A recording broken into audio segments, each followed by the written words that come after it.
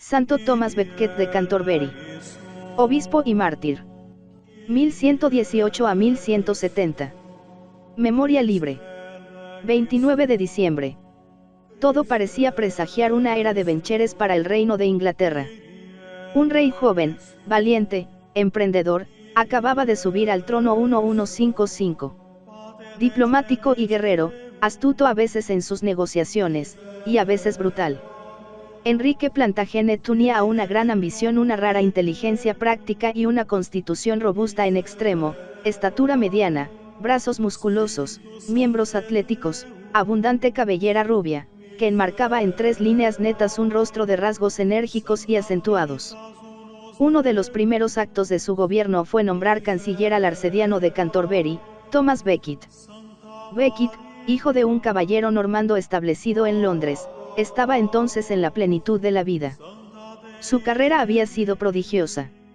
Las escuelas de París y de Bolonia habían admirado durante algunos años al joven estudiante de vivo ingenio, de talla elevada, de color pálido, realzado por los negros cabellos, de nariz fuerte y ligeramente encorvada, que parecía indicar un carácter vigoroso, y de ojos claros y tenaces, que desde el primer instante se daban cuenta de todo.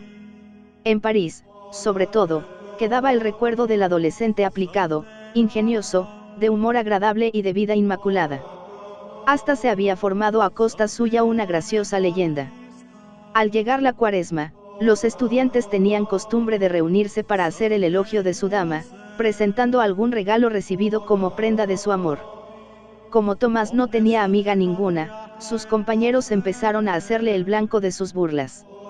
Entonces, el piadoso joven deja la asamblea, encomendándose íntegramente a María, y vuelve al poco tiempo con una cajita de marfil artísticamente labrada, que contenía, en miniatura, un juego completo de vestidos pontificales. Al volver a su patria encontró el hogar deshecho y la hacienda destruida por las revueltas políticas. Vacila algún tiempo sobre el camino que ha de seguir, y logra finalmente ser admitido en el séquito del arzobispo de Canterbury. Algunas misiones delicadas llevadas a cabo en Roma por encargo de su señor empiezan a formarle en el manejo de los asuntos y de los hombres y a descubrir su talento de diplomático y administrador, a la vez que la integridad de su carácter. Arcediano de Canterbury en 1154, ocupaba ya un puesto eminente en la Iglesia de Inglaterra cuando le llega el nombramiento de canciller del reino, con todos los honores, baronías, rentas y tenencias de castillos anejos a esta dignidad. Las gentes le llamaban el segundo rey de los 4 reinos. Su vida en este tiempo era fastuosa y espléndida, lebreles, halcones, gerifaltes, partidas de caza, prodigalidades principescas, reuniones mundanas y gustos del más brillante cortesano. Corría detrás de los ciervos y los jabalíes, jugaba a los dados y al ajedrez, hacía regalos espléndidos y usaba los vestidos más preciosos y elegantes. Una escuadrilla de 6 navíos estaba a su disposición para cuando tuviese que navegar en servicio del rey. Todos los marinos se apresuraban a servirle, porque sabían que su remuneración había de ser regia. A su mesa se sentaban siempre numerosos convidados, y el mismo rey se presentaba con frecuencia sin avisar para disfrutar de la charla de su canciller. Enrique gozaba teniéndole a su lado. Un día cabalgaban los dos por las calles de Londres. Era en medio del invierno, cuando la nieve llenaba las calles. Viendo un mendigo cubierto de harapos, dijo a Becket: «Mira ese pobre medio desnudo. ¿No te parece que sería una obra de caridad darle un buen capote?» «Efectivamente, señor», respondió el canciller, «y he aquí que llega a implorar vuestro socorro». El pordiosero va a cruzar entre aquellos 2 caballeros, desconocidos para él, cuando Enrique le detiene, diciendo: «Dime, amigo, ¿te gustaría tener una buena pelliza?» «Es una burla», pensó el pobre, pero el rey, volviéndose hacia Tomás, le dijo: «Puesto que esta obra de caridad vale tanto, quiero dejarte todo el mérito». Y se esforzaba por quitar al canciller su pelliza de escarlata forrada de armiño. Becket se defendía, pero era demasiado buen jugador para no perder la partida. Velación de Santo Tomás Becket. Este favor del rey, prolongado durante cerca de 8 años, no era del todo desinteresado. Enrique, que en el fondo era un verdadero político, comprendía que había encontrado un gran estadista en quien el talento corría parejas con la fidelidad. De hecho, el canciller se entregaba por completo a la defensa de los intereses del rey, dejando a los obispos el cuidado de velar por los de la Iglesia. Jurisconsulto consumado y hábil financiero, tan capaz de una decisión enérgica que requiriera la fuerza armada, como de un expediente jurídico, viósele reprimir el bandidaje, aterrorizar a los usureros, favorecer la agricultura, mantener a raya a la nobleza, reorganizar la justicia, aumentar el prestigio exterior y asegurar la prosperidad y la paz en el reino. Sin embargo, cosa extraña, este hombre, que en el ejercicio de su cargo se hacía temer de los más poderosos y en su tren de vida rivalizaba con los príncipes, era casi una asceta en su vida privada, irreprochable en sus relaciones sociales, caritativo hasta lo inverosímil con los necesitados, de una nobleza de corazón que no le abandonaba jamás. Sus tesoros estaban ocultos, y el mismo rey apenas pudo entreverlos. Muchas veces tendió a su amigo lazos de muy delicada naturaleza, pero Tomás evitaba sin ruido el peligro, disimulando el esfuerzo que le costaba vencerlo. El lujo dominaba en su mesa, pero él personalmente observaba una sobriedad monacal. Varios testigos confesaron, algo después de su muerte, que jamás se pudo averiguar nada contra la integridad de su vida durante su estancia en la corte.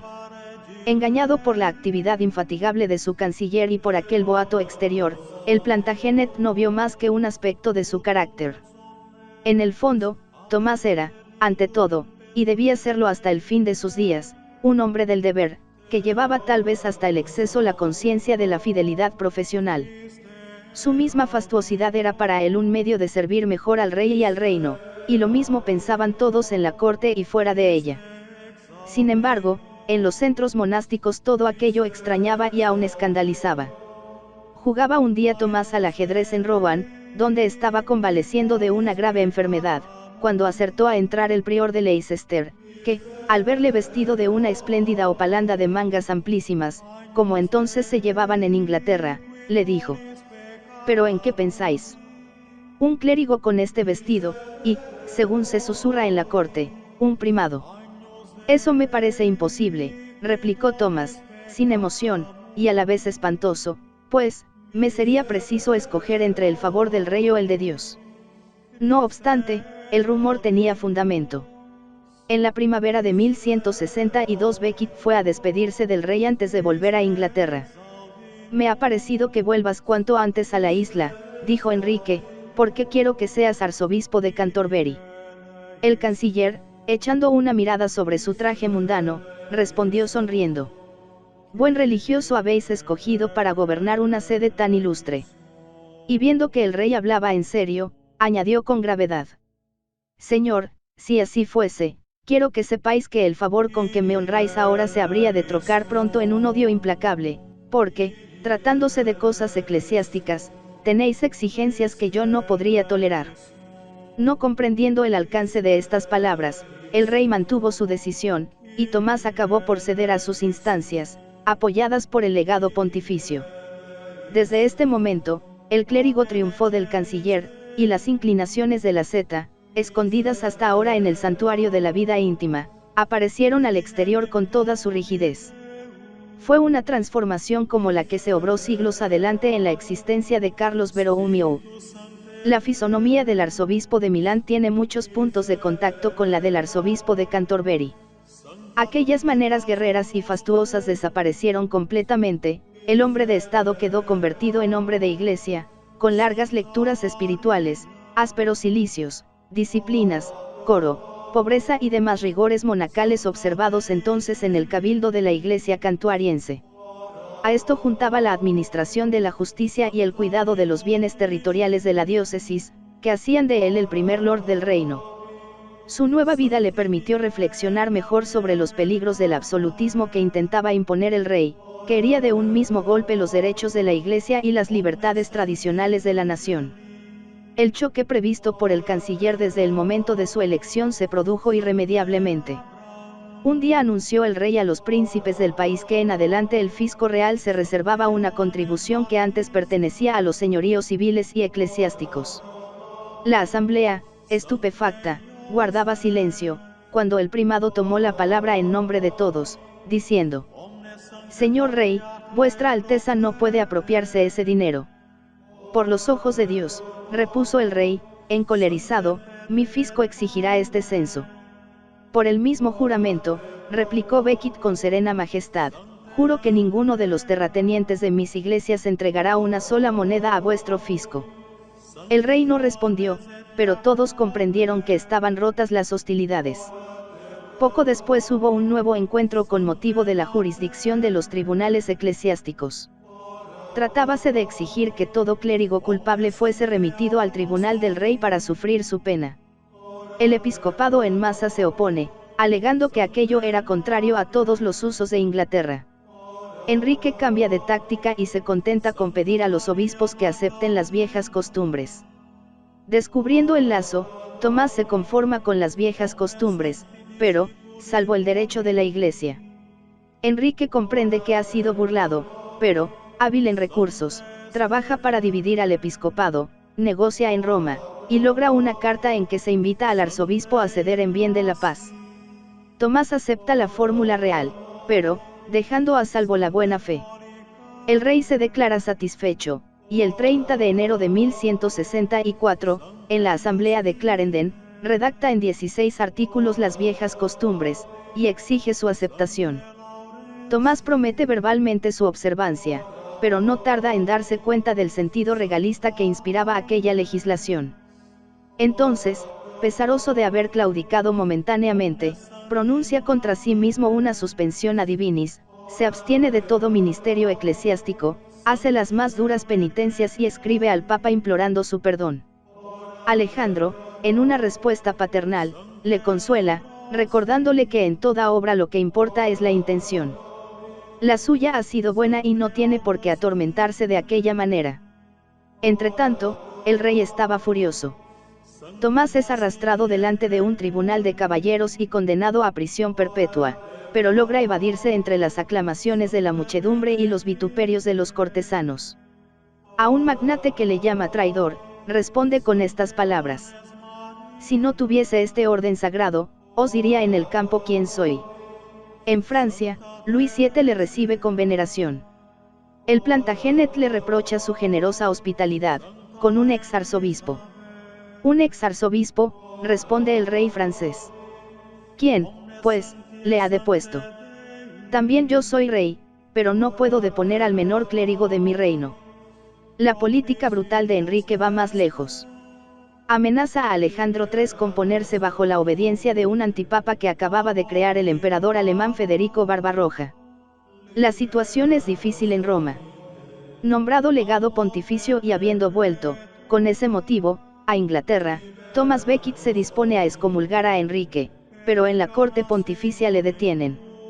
Con grosera insolencia, Enrique se jacta de haber triunfado, de tener al Papa en el puño, y de haber comprado a los cardenales, y exige a Tomás que se someta a las viejas costumbres, sin reserva alguna.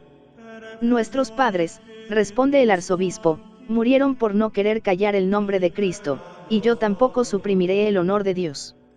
El día de Navidad de 1170, estando en su castillo de Ver, Enrique II, arrebatado por una de aquellas cóleras que tan bien conocían sus cortesanos, exclamó súbitamente: cobardes, follones.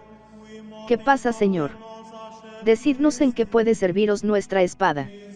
Martirio de Santo Tomás Becket. ¿Cómo?, replicó el rey. ¿No veis a ese clérigo? Vino a mi corte sin un perro chico, comió mi pan y se rebeló contra mí. Y no habrá nadie que me libre de él. Estas palabras eran una evidente provocación al asesinato, y así lo comprendieron unos caballeros que había entonces en el castillo. Dispuestos a ejecutar aquella orden disfrazada, empezaron a tomar toda suerte de precauciones.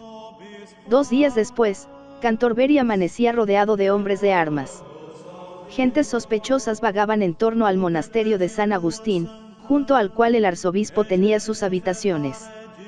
Tomás comprendió que sus días estaban contados. En la noche del 28 al 29, después de rezar maitines, abrió la ventana y permaneció largo tiempo silencioso. Luego, dirigiéndose bruscamente a los que le asistían, interrogó: ¿podríamos llegar al puerto de Sandwich antes de amanecer? Ciertamente, respondieron. Pero el arzobispo murmuró, mirando otra vez al cielo: Que se haga la voluntad de Dios y en la iglesia que Él me ha dado. Al día siguiente, Tomás bajó al refectorio, como de ordinario.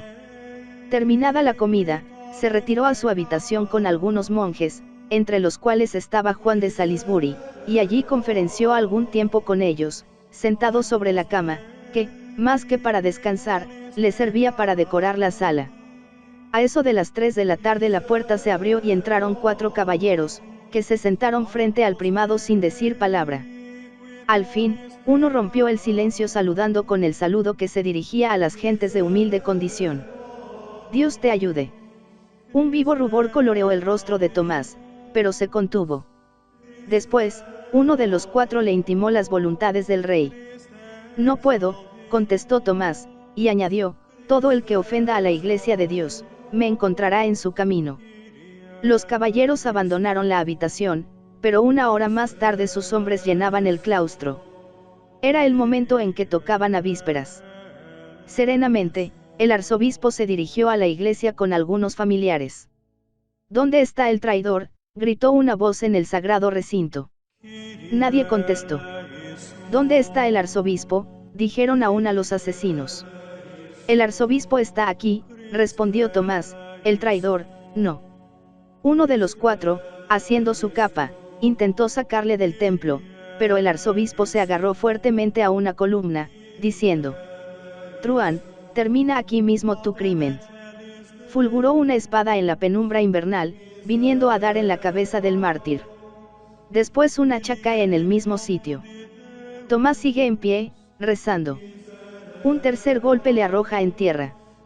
La corona episcopal, la parte superior de la cabeza está casi desprendida del resto del cráneo, pero la santa víctima recoge el último aliento para decir de rodillas ante el altar de San Benito: muero por el nombre de Jesús y la defensa de su iglesia. Tomás, muerto, consiguió el triunfo de la causa por la cual había luchado toda su vida.